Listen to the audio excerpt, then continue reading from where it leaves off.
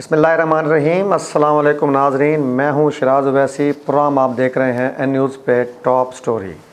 नाजरीन, जैसा कि नाम से ही आप जान जाते हैं कि हम इस प्रोग्राम में किसी ख़ास ऐसे मामले में बात करते हैं जो आजकल अहमियत अख्तियार किए हुए हो। नाजरीन, कल एक ख़बर ब्रेक हुई गुलगश्त में एक प्लाजे को लेकर। इसके पीछे क्या कहानी है उसके बारे में जानते हैं। मेरे साथ मौजूद हैं सीनियर तज़ियाकार सैयद ज़ीशान गिलानी साहब। कैसे गिलानी साहब? अल्हम्दुलिल्लाह। सर, ये बड़ी ख़बर ब्रेक हुई गुलगश्त में कोई प्लाज़ा, ये क्या कहानी है सर? ये तो आप आगाह करेंगे। प्लाजे की जो असल कहानी है शराजी साहब वो ये है कि गुलगश्त 6 नंबर चुंगी के साथ एक प्लाज़ा है। वो जो प्रॉपर्टी है वो कि 19-20 मरले के करीब, वो जो गुलगश्त का जो इलाका है वो फाटा का है। फाटा जी।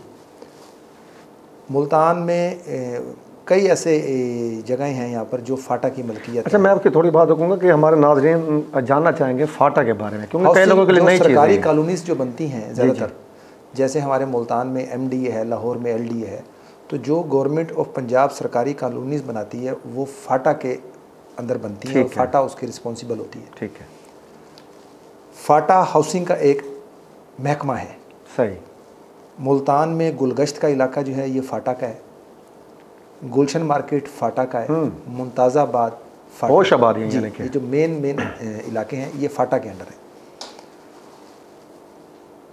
जो इस जगह की जो कहानी है वो ये है कि हमारे ऑफिस में एक साहब आते हैं और वो आकर बताते हैं, जवाद शाह नामी शख्स, कि ये जो प्रॉपर्टी है ये मेरे दादा की मलकियत है। उनके दादा कौन है? तो वो बताते हैं कि उनके जो दादा हैं वो कोई समी साहब हैं। समी साहब वो इस दुनिया से रुखसत हो चुके हैं। तो आप हमारा साथ दें, हमारी ख़बर चलाएं, हम एक प्रेस कॉन्फ्रेंस करना चाह रहे हैं। ठीक है। तो वहाँ पर कुछ लोग हैं जिन्होंने हमारी प्रॉपर्टी पे कब्ज़ा कर लिया, या उसको कुछ भी आप समझ लें। ठीक हो गया। उनसे डिटेल मांगी जाती है तो वो हमें हाउसिंग के जो हैं वो कुछ डॉक्यूमेंट्स प्रोवाइड करते हैं। अच्छा, वो डॉक्यूमेंट्स भी देते हैं? जी, वो कुछ डॉक्यूमेंट्स देते हैं। हमारी टीम उस पर कुछ वेरिफिकेशन करती है और उस पर मौक़िफ़ लेने की कोशिश करती है, लेकिन वहाँ पर जो लोग मौजूद इस वक्त, जो लोग जिनकी वो मलकियत है, उनसे रब्ता ना हो पाया और वो ख़बर लगती है। ख़बर लगने के बाद वो चीज़ें सामने आती हैं जिनकी वो मलकियत है नवाब जहांज़ेब। अच्छा सर, ये जो आपको दस्तावेज़ात मुहैया की गई, ज़ाहिर बात है हमारा इदारा है, हमारे पास एक अपने यानी कि तरीक़ाकार है उसकी तस्दीक करने को, तो आपने क्या तस्दीक भी की कि वो दस्तावेज़ात मुस्तनद थी उनके पास? वही बता रहा हूँ आपको। अब वो जो दस्तावेज़ात थी उसमें जो उसने हमें डॉक्यूमेंट्स दिए उसमें समी की ही मलकियत थी। अच्छा, वो मुस्तनद थी यानी कि जो डॉक्यूमेंट्स उसने हमें दिए। ठीक है। लेकिन जहाँ पर समी वो प्रॉपर्टी आगे किसी को बेच चुका है वो डॉक्यूमेंट्स उसने हमें प्रोवाइड नहीं किए। वो इस तरीके से कि अगर मिसाल के तौर पे मेरा कोई 5 मरले का प्लाट या घर है, वो मेरे नाम पर आ रहा है, ठीक, मैं उसको बेच देता हूँ और मेरा बच्चा, मेरा पोता, मेरा कोई अजीज़ो करबा जाके किसी को वो मलकियत दिखाएगा जो मेरे नाम पर पड़ी है, मौजूदा मलकियत नहीं दिखा रहा कि मैं वो प्रॉपर्टी सेल कर चुका हूँ। तो जो भी शख्स होगा वो तो यही देखेगा कि यार वाकई ही इसके नाम पे जगह आ रही है। ये चीज़ उसने हमें जो डॉक्यूमेंट्स दिखाए उसमें समी साहब उसके मालिक आ रहे थे, जो उसके दादा थे। उसके दादा बकौल उसके। ठीक हो गया। ये भी अभी कंफर्मेशन नहीं है, इन सारी चीज़ों में ये अबहाम है कि क्या वाकई उसके दादा हैं या नहीं। अब वो जो डॉक्यूमेंट्स देखे तो उसमें समी साहब उसके मालिक थे। उसने कहा जी कि ये जगह हमारी है, इसमें ये है, ये उसने बहुत सारी चीज़ें बताई। उस पर ख़बर लगी।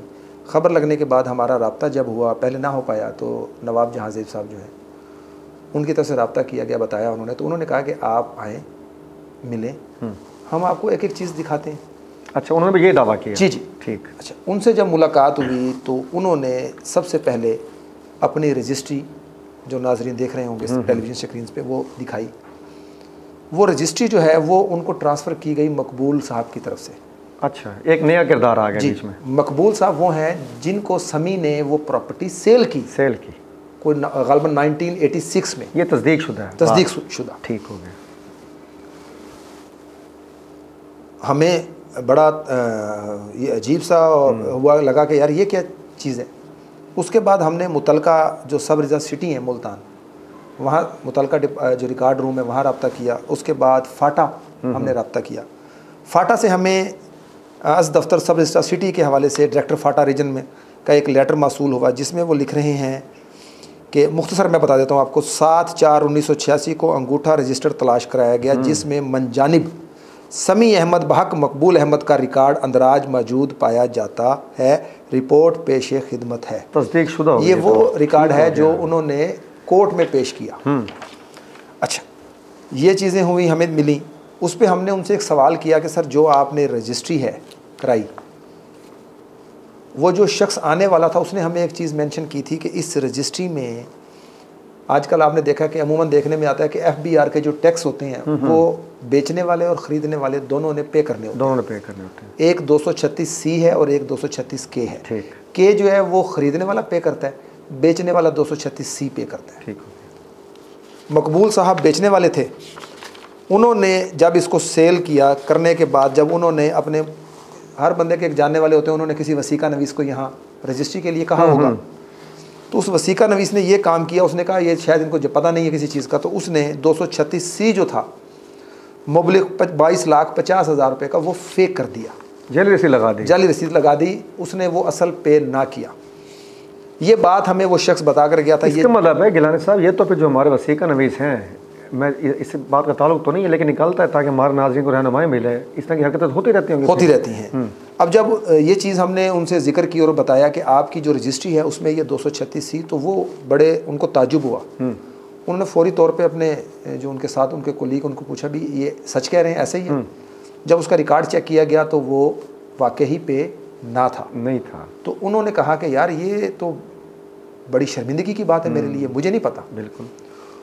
ना सिर्फ उन्होंने हमारी उस बात के ऊपर तायद करते हुए फौरी तौर पर ना चाहते हुए भी, यानी कि वो उनके ज़िम्मे नहीं थे पैसे, वो पे कर चुके थे, लेकिन उन्होंने बजाय इसके कि वो जाके वसीका नवीस से लड़ते या कुछ चीज़ें करते, उन्होंने एक आला ज़रफ़ी का मुजाहरा किया। उन्होंने वो 22,50,000 सरकारी ख़जाने में दोबारा से जमा करा दिए।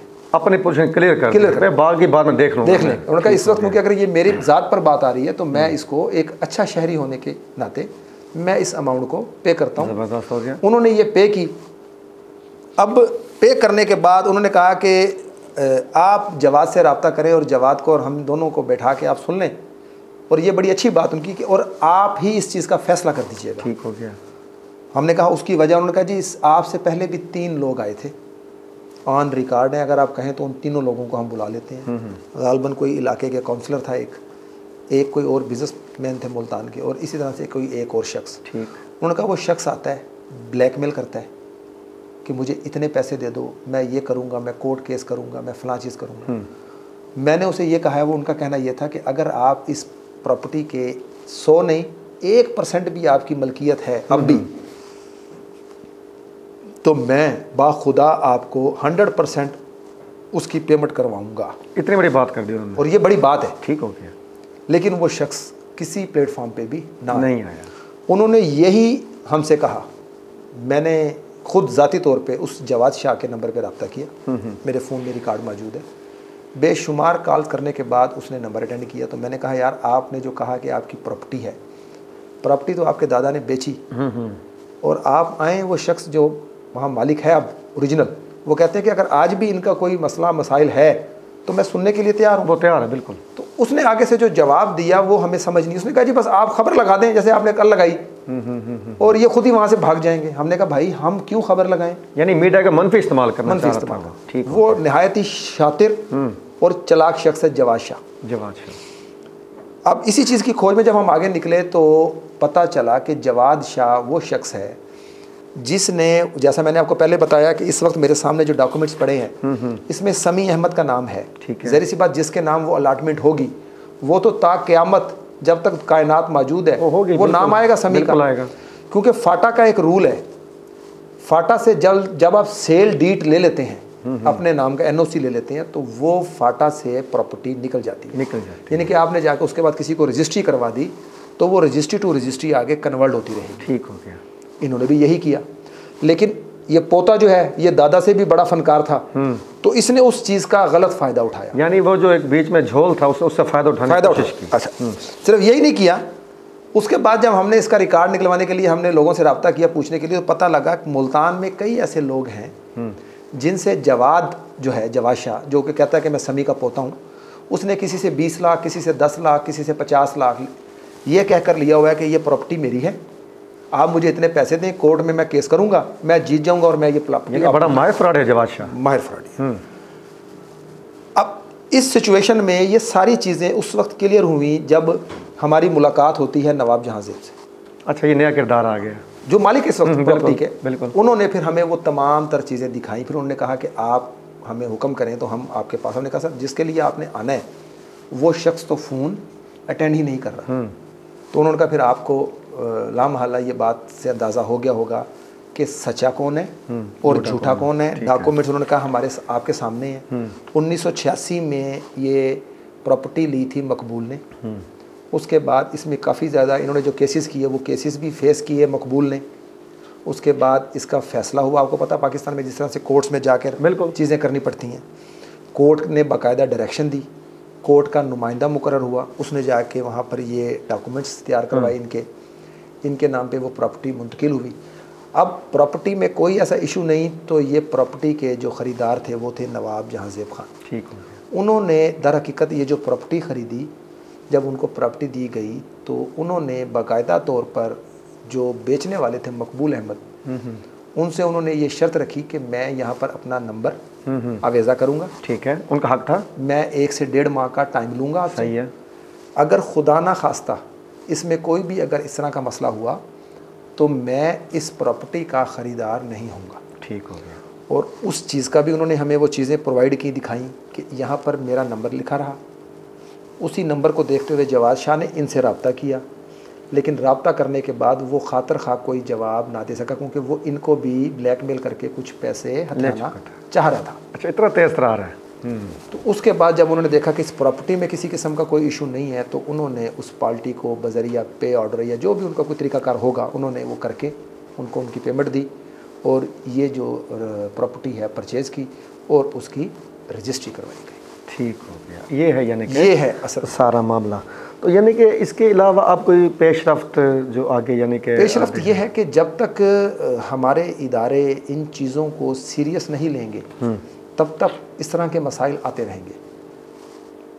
आपने भी कहा कि वसीका नवीस, जी जी बिल्कुल। देखिए अगर वसीका नवीस कुछ कर भी ले तो आगे जो सब रजिस्ट्रार SR जिसको कहा जाता है, तहसीलदार जिनके पास आज चार्ज होते हैं, जो बयान लेते हैं, एक तो गवर्नमेंट को चाहिए, पंजाब गवर्नमेंट हो या वफाकी, उनको चाहिए कि वो वहाँ पर जो अपने नुमाइंदगान मुकर्रर करें उनको प्रॉपर ट्रेनिंग दें। बिल्कुल। उनको बताया जाए कि जब आपके पास रजिस्ट्री आती है पास होने के लिए तो आपने उसका क्या क्राइटेरिया, कैसे उसको चेक करना है। आप एक तहसीलदार को चार्ज दे रहे हैं, उस तहसीलदार को चार्ज दे रहे हैं जो 12 से 15 माह बाद रिटायर होने वाला, ठीक है, जिसको ये भी नहीं पता कि लैपटॉप ऑन कैसे करना है।